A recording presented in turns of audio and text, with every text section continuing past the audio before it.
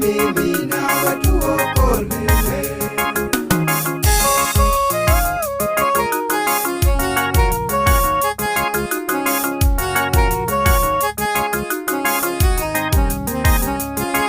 Akijua maumivu akasema, ikiwezekana Baba, kikombe hiki cha mateso kiniepuke, ila si kwa mapenzi yangu mimi, bali ni kwa mapenzi yako uyatakayo Baba yangu na yatimizwe.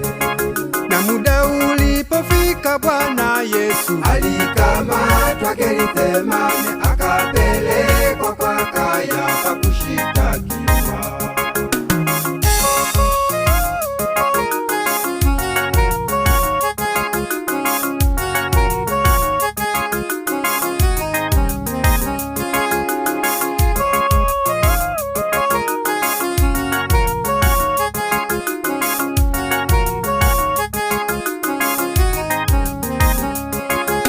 alifunikwa macho na watesi, Wakampiga na kumtesa, akadhihakiwa Abashi aliyempiga. alifungwa na kamba o huruma, Na mijeredi akachapa, akahukumiwa kufa kwa kuangikwa juu. akiwa msalabani akasema, Oh, imekwisha, roho yangu naiweka mikononi mwako Baba yangu.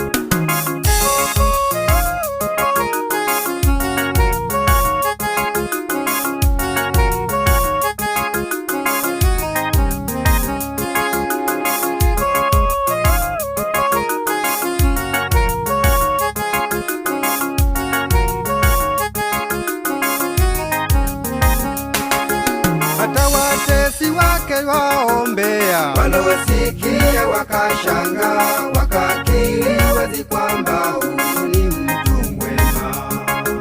na alipokata roho Bwana Alichukuliwa kaburini, siku ya tatu akafufuka. Wakristo shangwe, sauti ya Mwokozi yatuita, njoni tutengwe mbali na dhambi, kwani alikufa mimi nawe tuokolewe.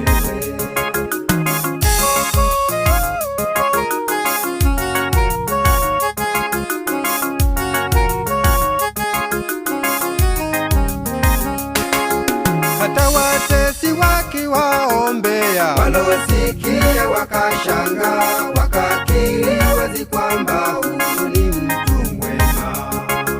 na alipokata roho Bwana Alichukuliwa kaburini, siku ya tatu akafufuka. Wakristo shangwe, sauti ya Mwokozi yatuita, njoni tutengwe mbali na dhambi, kwani alikufa mimi nawe tuokolewe. alifungwa na kamba